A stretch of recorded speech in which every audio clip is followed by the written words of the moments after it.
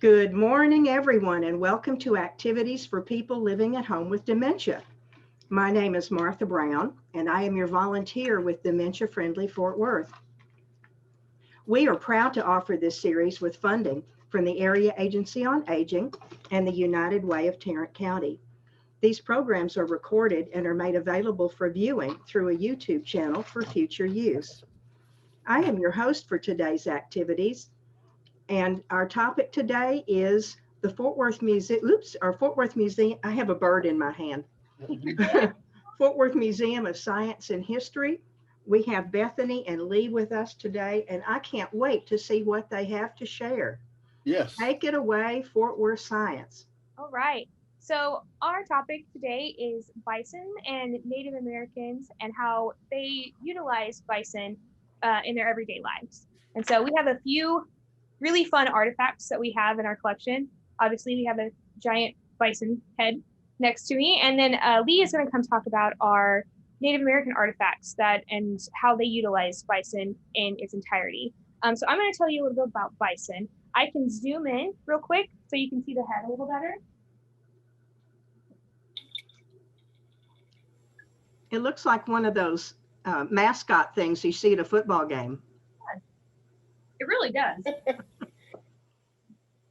All right, this is our American bison, and a lot of people call them buffalo here. You probably hear buffalo a lot, but they're actually two different creatures.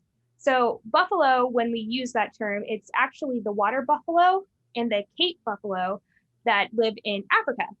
In America, we have bison.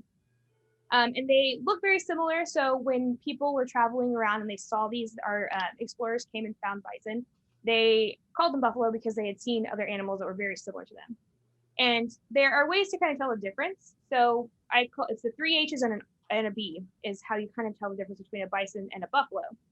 So it's the head, the hump, the hair, and then the beard. So buffalo have bigger heads significantly. Bison have bigger heads than buffalo. And that's because they are usually plowing their ways through snow and other things. They live in mountainous, snowy regions. They also live in our area too, but a lot of them actually live further north. And so they have to be able to plow their way through things. They also, when they live here, I am from Lubbock originally. And so they live in areas that are high wind and high dirt, so they have to kind of push their way through. They also have significantly smaller horns than our buffalo friends in Africa. Let's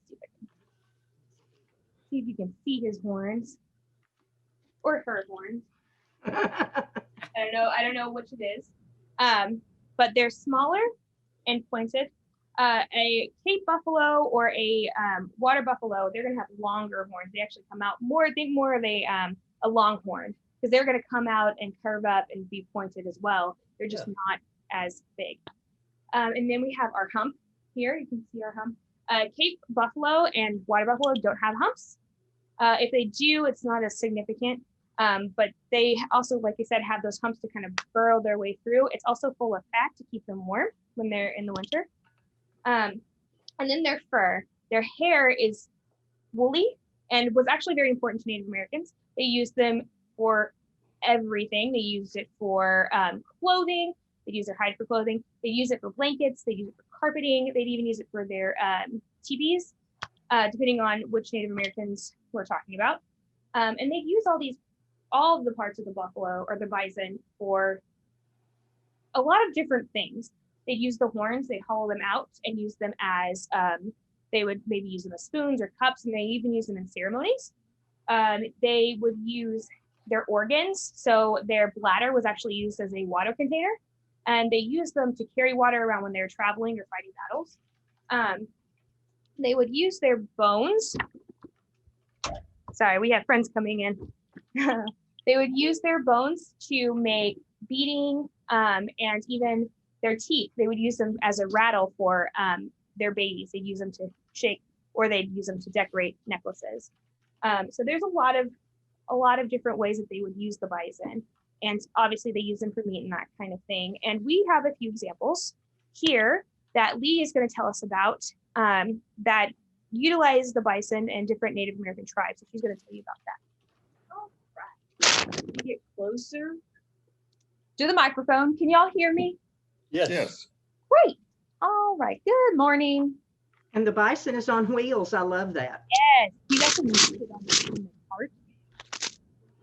This is how they did it. Yep. Okay. All right. Okay, so when Bethany said that she wanted to do a program on bison, I was like, yay, we have a great collection. Everything that you see before you is made from bison. And as Bethany was saying, they're plains tribes. You utilize every part of the buffalo and nothing's wasted. And so we'll jump in here. We'll go ahead and start with the shirt. And I'm gonna see if y'all try to get away from the light. This is actually a circa 1900s Oglala tribe. And the Oglala tribe is, we think of it more as a sub-tribe. It's one of 7 that make up the Lakota. So we're thinking more of northern plains. And so when it comes to plains, we're technically part of the plains, but the plains is a very large region. It goes up through Canada. And I think some people forget that there are northern parts of the plains, and it really is a wide spread across the United States. And so you have a lot of tribes. So if we can zoom in a little bit. Now, this one is a men's shirt made out of the bison hide, and it has been dyed and it's been painted. Wow. And yes, isn't it lovely? It's one of my favorite pieces. So you can see we have an image of a Native American man. We also have buffalo. So we've got these images, and we actually have a little bit of beaded work here too. And so for the most part, these tiny beads are called pony beads. You know, we still refer to them that way as well. These are actually made of glass. And even though I'm not going to turn the shirt over, it has a couple of images of buffalo and another Native American on horseback. And then with this one, it's actually more of a tunic.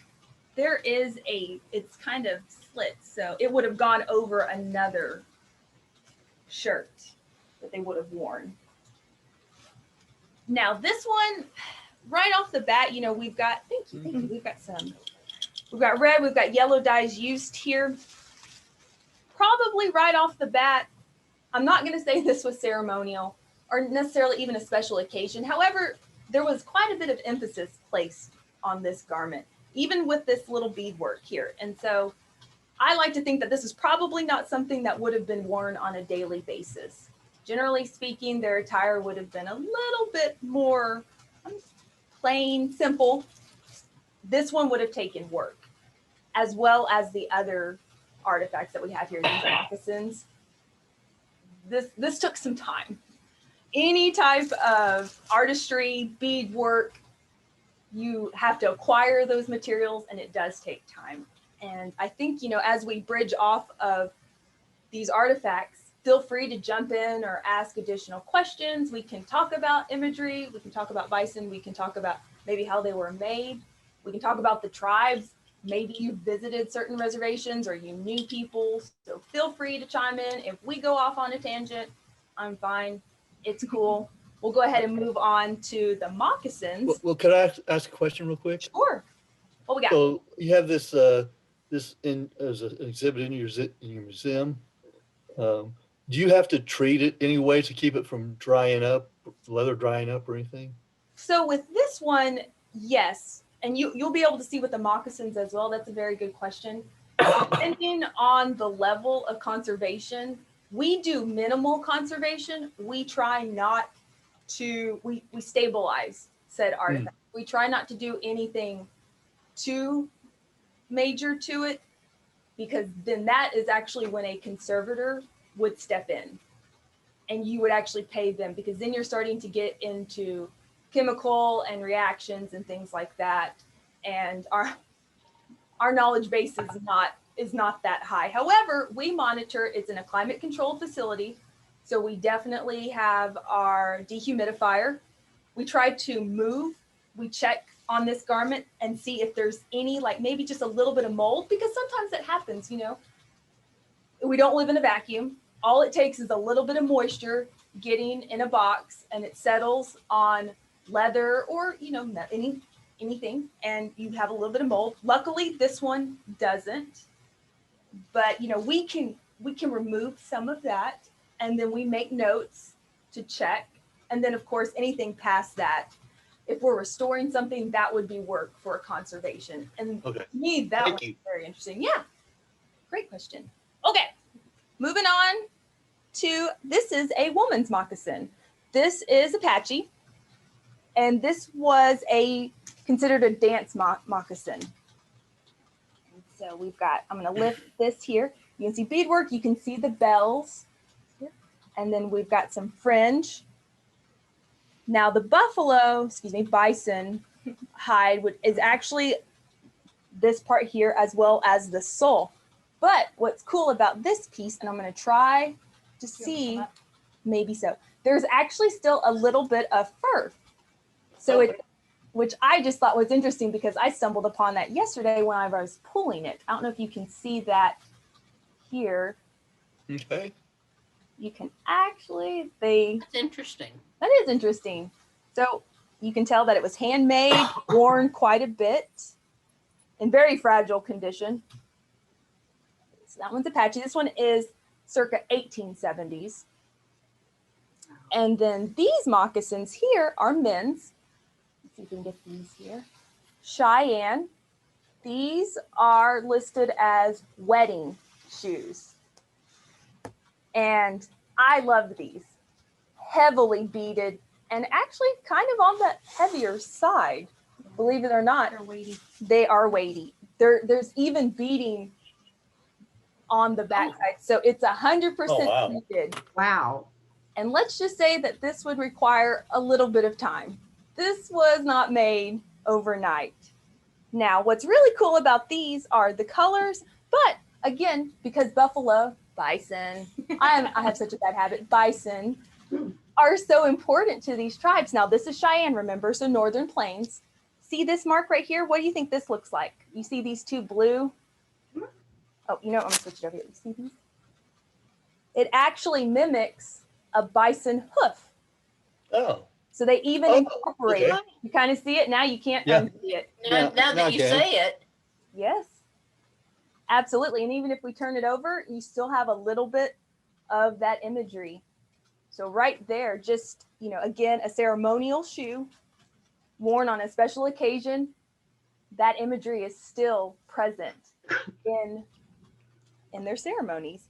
And I really like these. Now, these were donated from the Cato Sells collection. We have a Cato Sells collection. I don't know if y'all are familiar with that name, or maybe it sounds kind of familiar. He was a commissioner for the Bureau of Indian Affairs in the late 1800s, moving into the 1900s. And he actually passed away here in Fort Worth. And he, during his commission, good or bad, we won't go there. It's just, he amassed several artifacts from his work with the tribes. And this is how he acquired it. Now, I don't know much more than that, other than it was donated from his family. But I just think these are beautiful. And Bethany, I have a question about the male shoes that you were just holding. Yeah. If they were made for weddings, they are so lovely and so intricate. Would he have worn them after the wedding or just for that one ceremony? Do you know? I'm gonna guess and say they probably would have worn it just a little bit after the ceremony, but not past that day. I can't imagine them wearing it. It'd have been a very ceremonial shoe. Yes. So Sounds I So like a there might wedding dress. there might be in a couple other events where they wore it, Yes. but not very many.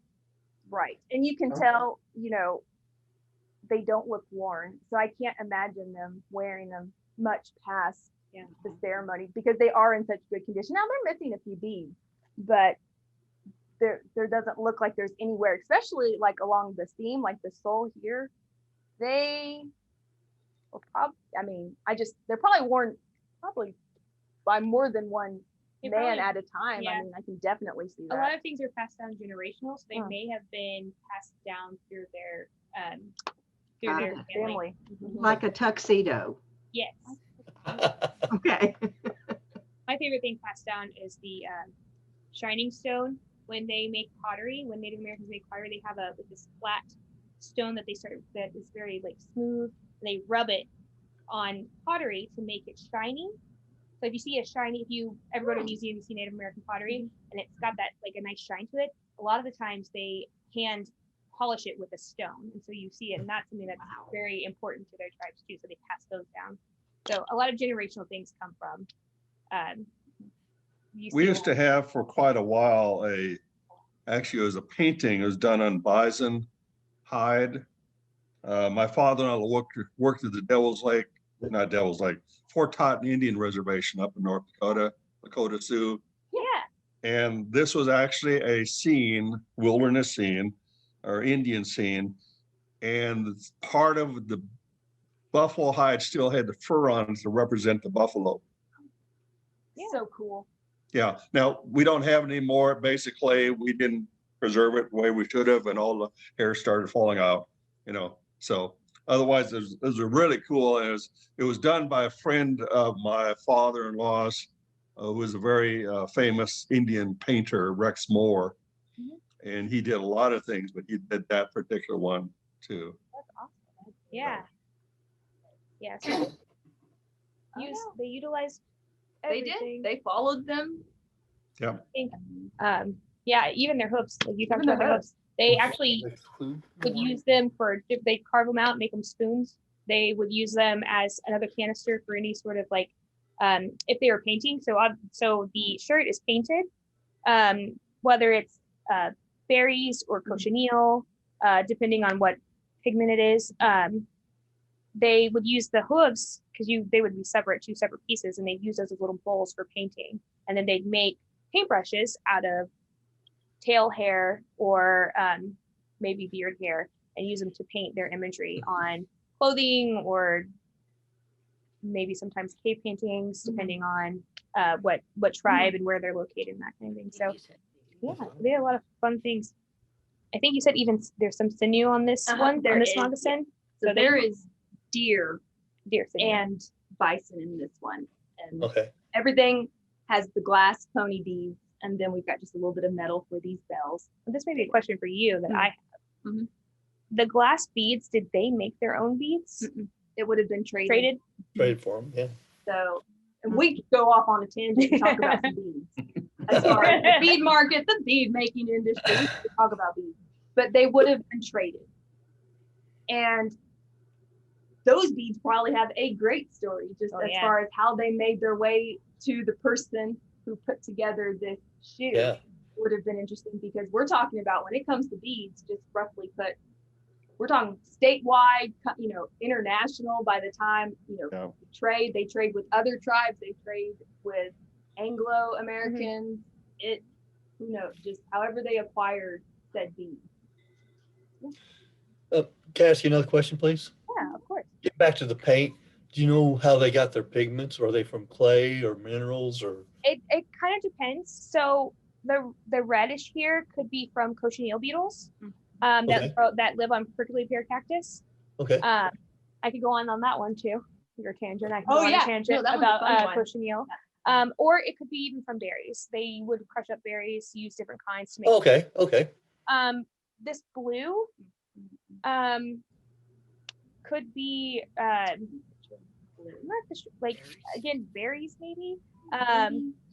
And they did a lot of like their own I think experimenting when it came to paints. Because they utilized anything that they had. So anything that would give them that color. And they may have boiled some of it too to give it a certain color, a certain texture, depending on what it is. These would have been set out in the sun and pressed and pulled and a lot of different things. But yeah, some of it just depends on what they were, where they were located, and what was available. I'm wondering too if this gentleman, if he was fairly higher up in the tribe, maybe, because I feel like beads would have been very expensive. They would have been very to costly. trade for. So if it was this extensive, I wonder if it was more like higher, I want to say Possibly. higher ranking, but like Well, higher level in the tribe. depending on the tribe, absolutely. Yeah.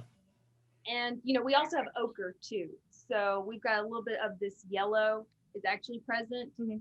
Ochre, that's another dye. You could similar go, color. yeah, you can go pigment. online and there's a bunch of like, it's coming back into fashion to make your own dyes. And so Yeah. you could find a list of different things. People use onions, they use cabbage, and they use a whole bunch of different things, plants, different things to make their, and bugs, different bugs. I think there's a red okra too that they used. Yeah. I like the colors. Oh, They're yeah, beautiful. they're That fun. red, the Mhm. yellow, I think they're lovely. But since they lived in the plains and some of them would live southern, more southern, they may have had the ability to catch cochineal. That's a possibility. Yeah. Absolutely. I mean, Apache, more southwest Yeah. into northern Mexico, and of course Texas, and then you've got the Comanche as well. Mhm. Even though there's no artifact here on the table that's Comanche, and then you've got your northern tribes, Lakota, Cheyenne, all of those wonderful, interesting. Do you two specialize in Indian artifacts? Or is this No. just what you're doing for this day? Partially, this is what we're doing for this day. I know a little about a lot of things.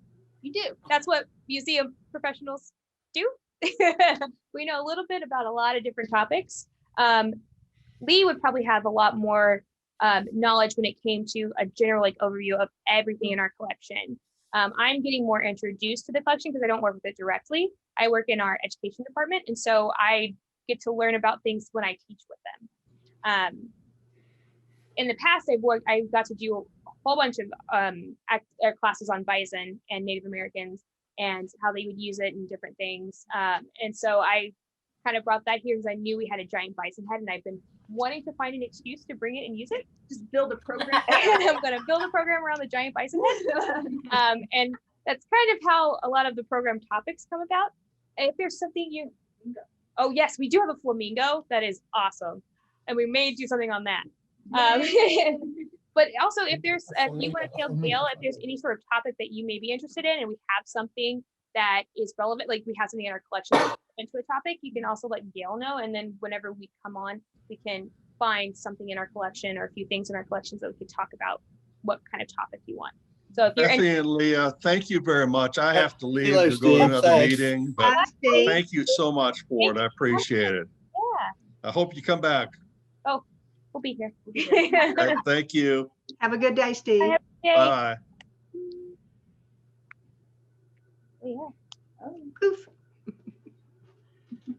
Well, I mean, if y'all generally find Native American artifacts interesting, we can move on to different regions. We don't have to stay with the plains. Nope. No, we can even go further south and just talk about indigenous cultures outside the United States, as far as like Mexico. If you like, We have those things too. I was like, I want to talk about my pottery. Lee loves pottery, and so she would do. love to talk about pottery. I do. We've got some beautiful pre-Columbian pieces from Central America that predate these Oh, yeah, things, definitely. And I try to bring them out as much as Do you as part of your Indian stuff there, do anything with arrowheads or that sort of thing? well, we can talk Oh, about oh. that too. Okay, She's also been wanting to do something on weaponry, and so Yeah. that would fall Oh, right okay. under it. man. Okay. Yeah, y'all are hitting good topics. we can definitely do. She's like, I got Figure it guns, all I've out. got knives, I've got arrowheads, I I've can got give you a stuff. whole range. I've got some stuff. Put casual. But projectile points, yes, we can talk about how they're made. I can pull samples. I can make them. Not Oh, the wow. Actually, But I know I for have sure we have experience. Mayan ones because you brought those in for another we have program. those. So we can talk about We could talk about a whole different bunch of different things. rocks used, or even obsidian. Not that Native Americans were really using Paleo Indians, but well, that's a lot of different topics. Yeah. But we have that, and then if y'all are interested in blades, if there are certain knives, we do have a nice collection of, from utilitarian to military. We're just within the United States. We have a little bit international, but we can definitely pull those things. And I think some of the blades. Thank you. Yeah, absolutely. We can give you lots of topics. Oh yeah, Oh, I can run with that'll them help too. us know what you're interested in, and we can definitely develop what we talk about on anything. I know that I think next week, I think we're here on March 4th. The 4th, yes, ma'am. And we are going to be talking about birds in the region. So our other collection manager who works in our science collection, her name is LaShawn Spotted Bear. She's going to be talking about birds in our region that live in the Metroplex. And so we're kind of excited about that one too. So, and she, just like Lee, is very knowledgeable about what's in our collection. And so they are able to expand a lot more than I ever would be able to, because I don't work in a collection, but I get to play with the collection, which is kind of my forte. I like to show people the stuff. So I have a question about, and we've not talked about it, about the Sure. teepees. Yes, go ahead.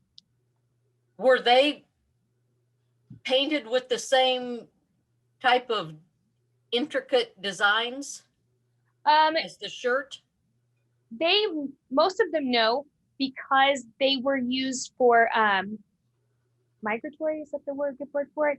For those who would travel. They were nomadic. That's the word. Humans are nomadic. They would travel across. They wouldn't stay. They were not a singular rooted tribe. So they would Okay. they were nomadic.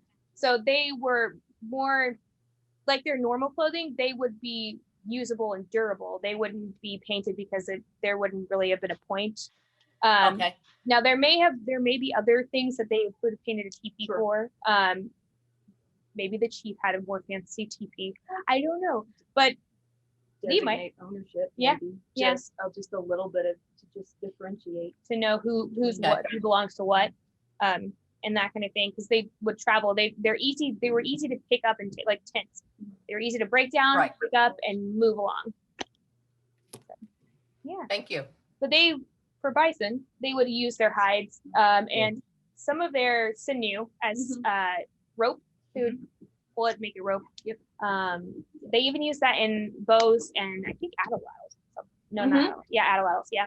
Yes, like you said, rope, thread, Mhm. as far as just Oh, yeah. the insole or even with clothing, Mhm. sinew works, even wrapping their arrows, you've got your point and then you've got to wrap sinew with Okay, yeah. quite a bit. So, I mean, And they used all of it.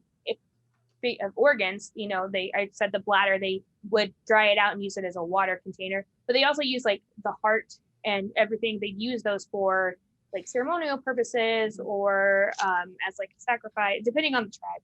And so they try to use every single part how they could. And so they were very, very green in that aspect. Yeah. They had to use whatever they had. Mhm. Yeah, that's what they had. You didn't want to waste, especially when we started taking over, we started killing off bison because we were trying to move along and what's a good way to say that? Well, you've got Western Western expansion as There far we as go. with Anglo settlers. And of course, if you've got several, I use that term loosely, it's actually quite a bit. When you've got thousands of people following buffalo, bison herds No, you're fine. from Canada through Mexico, northern part of Mexico, I mean, that's a big swath of land, Yeah. You've got Yes, it large is. grassland, they're following them, and so they're moving around, and depending on the tribe, depending on the Anglo settler, who's coming in contact, who knows? I mean, a little bit of everything from what I've studied with American history. Just depends. And you use everything you have because You do. at further along at that point they're harder to find. And so now bison are no longer endangered. They were at one point, but they are no longer considered endangered. So actually, you can eat bison buffalo burgers. You can eat those. Yes, you can. Things. Pretty good. I've never had I'd one. eat it. I would totally eat. I'd totally eat bison.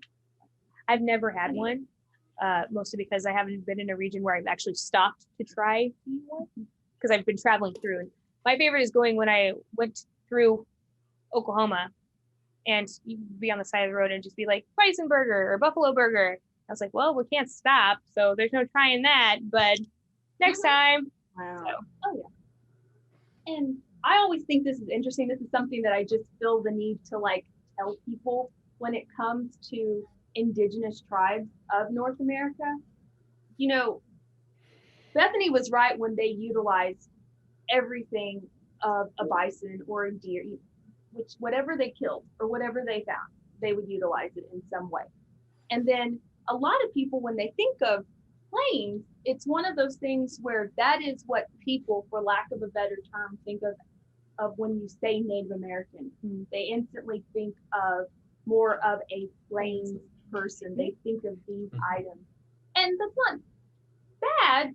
That's just how our culture, you know, historically speaking, that is what most people keep in mind. But as we all know, there are differences in regions, to say the least, from languages to just, you know, the ecosystems that affect these people. And so the plains are an interest of mine. But if you'll notice, they don't work with ceramics, and there's no pottery. Does anyone know why that is? No. Okay. It's one of those things where it's a very rational thing. It's too heavy. If you're nomadic and you are moving miles every day, you are not going to make pottery. You're not going to store things in any kind of ceramic, or probably it's too heavy.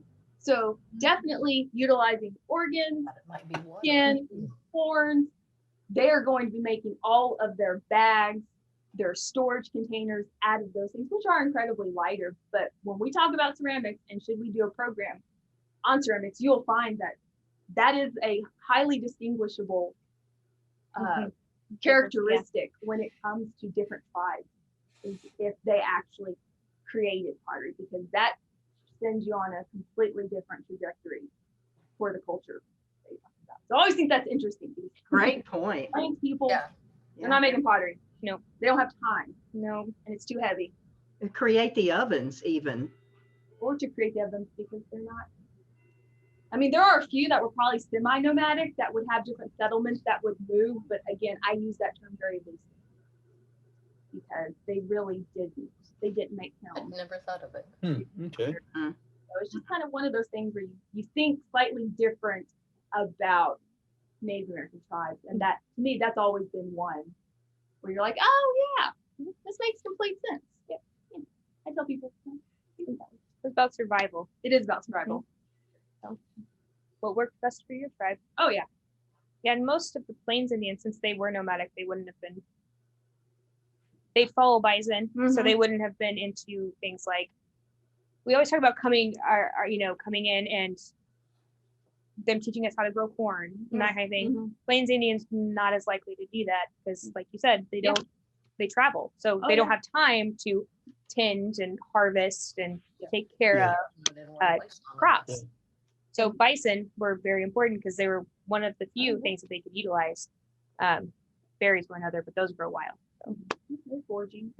That can be applied for any type of human any. civilization. Would be, I mean, if you're living in a permanent establishment, then agriculture, or domesticating animals, you're talking about a completely different mindset as opposed to hunting and foraging. And then you can always pick up on just how that is actually implemented in their culture, because the ecosystem, and then we're getting into like environmental history and environmental anthropology and things like that, but we can go on tangents. We can go on very, very wide tangents. Right. Bring it on.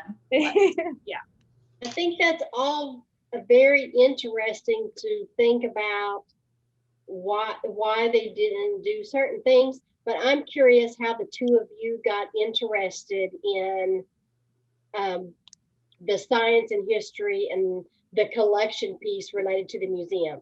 You go first. Okay. So I actually kind of fell into museums in general, and fell into education in general. So when I started in museums, I was working in clothing and textiles. And actually the first thing that I worked with was quilts.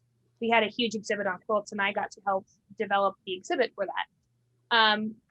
Further on in my education, I learned that I really liked to teach people about the things we had rather than displaying them and taking care of them. And so I switched to education, and through that, I got put in charge of what we call traveling trunks. And basically it's objects that we get from our museum. They're either replicas or things that we have too many of or are too damaged that we use to educate people. And so one of those was a bison trunk. And I worked a lot with, I started developing Alzheimer's and dementia programming in Lubbock, and some with autism programming. And so I kind of got into that by teaching people about our activities. And I have been chomping at the bit to find a way to bring in bison and Native American artifacts. And so you were my excuse to bring in the bison head. So one of them. And so I got to bring in one of my very fun, like it's one of the things that I kind of just fell into. I was very interested in it. That was one, a lot of my favorite part is learning a little bit about history, things that you don't learn in a history class because they're not particularly relevant to state testing or whatever, but the things that you kind of learn along the way and why would people do that? And so that's where I kind of came into my interest, specifically in bison artifacts. Okay. Very pro bison. I do like bison. They're one of my favorite animals. Good job, Bethany. Right next to sea turtles. So That's a nice combination. Land and water for you. Today must be a red letter day for you. yeah. I mean, my interest, I don't know if I told you this story.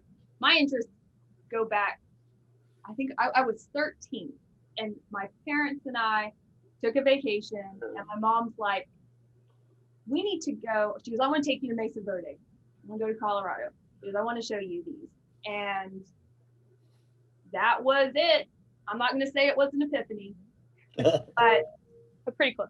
But pretty close. that was just, it just kind of hit me. And man, I was interested in Native Americans, Southwest Native Americans, like that was it. And, you know, anthro major, history, and graduate work, history. My master's is in history, and I focused on Native Americans. I focused on indigenous cultures, just mainly on the Southwest. That's a personal interest of mine, but just across the board. And I fell into museum work like Bethany because I really thought I'd be out in the field. I was kind of wanting to be like maybe a park ranger or work something like that. Yeah. And then you just kind of find your way through. That's hard work, being in the field. I want to be in the field. I maybe when I grow up. I have another friend who went through anthropology and all that kind of stuff, and then she worked for the Lubbock Lake Landmark and was the collections manager there for their what we call the matrix. It's basically where you clean all of the little bitty pieces and things that you find in a dig at an archaeological dig. And she would have her regular time where she would, like, in the winter she would you know, collect data, research, that kind of thing. And then in the summertime, they'd have weird hours because they'd be out in the field and they'd be digging and finding pottery, bones, animal part, all the things. And shells, snail shells. There's so many snail shells. I can remember her complaining about all the snail shells. But yeah, so she did that. So I just remember, like, and I remember her complaining about it, like, she was so hot, so they'd have to wear all this clothing so they wouldn't burn. But it was in the middle of Lubbock, Texas at like 100 degrees. Oh yeah. And so she was like, yeah, it's fun, but it's hot. And I'm like, yeah, guarantee it's hot. Oh yeah. We are so grateful that you've done this for us today. So goodbye, everybody. Do you have any idea what your topic will be on the 4th? Yes. So LaShawn Spotted Bear is our science collection. We call her science collections collection manager. She will be talking about birds in the Metroplex. So we have a very extensive taxidermy, some live animal. I don't think we have any birds, but very extensive science collection. And she was going to bring in a few specimens, and she's going to be talking about it because she's knows so much stuff about all the things in there, all of it, so much. So she's going to be talking about birds in the Metroplex. Awesome. You will enjoy that, Martha. I love them. I apologize. You said that earlier and my brain just let it go in one. Oh, you're fine. You're fine. I like talking about LaShawn. She's a lot of fun. You guys are going to enjoy her a lot. You're going to like. We hope you get to be a regular with us. Thank you very much for what you've done today. Oh, no Yes, problem. thank you.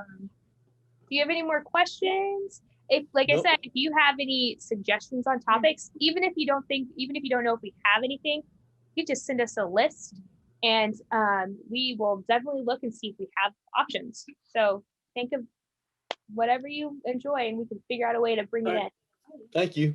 Yeah. Thank you. Absolutely. We'll get your email address and do the thing. Thank you, Bethany and Lee. Thank you. You've made you, our guys. day wonderful. All right. You have a good rest of your week, and thank you so much for having us. Oh, You're you welcome. bet. Thank you. You. And what we have for tomorrow is Graham Jones, vocalist and guitar. I think most of us have heard him before. He's pretty fabulous, and I look forward to the musical tomorrow. Thank you. Now I get to watch Bethany and Lee take their exhibit down. Oh, yes, yes. I had to change gloves because these things get hot. Yeah. And so I brought, I'll be bringing cloth gloves too. And I meant to, and I didn't. I enjoy cloth, But, you know, if y'all are interested, we can always talk a whole other conversation about, you know, archival as far as the special supplies we use. that's fun. Like as a free tissue paper and I special love banker that topic. boxes. Because I'm a nerd. That's a whole other industry. So we can That's talk one of my about that, favorite topics.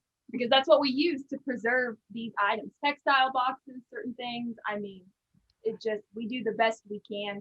Or you know what? We'll make a box. We'll make it from scratch. Oh, wow. It'll be a custom box. You know, who wants to That's spend my $80 on a fancy box? If I have the raw material, I'll make the box. Mhm. Yeah. It might take me all day. Some but I'll make things it. require you to make a box because It they is. are so Yes. different in shape. There's not really a Yes. box pre-made for it, Uh-uh. or they're too big, or whatever reason. Yep. But yeah, so that's a you fun have to. topic. I enjoy it, but I also went to Oh, school yeah. for that. So That's a fun one. That's awesome. Excellent. Thank you, Thank you. guys. Ladies, have a Thank you so wonderful much. day. Keep up Don the and great day. Myra, John and Janine. All right. Gail's gone. She was going to something else. All right. I hope y'all have a wonderful day, and we'll hear some nice vocals tomorrow with the guitar. Yes, yes, we Very will. good. Thank Very you. good. Everybody have a great day. Bye-bye. Bye. Bye-bye.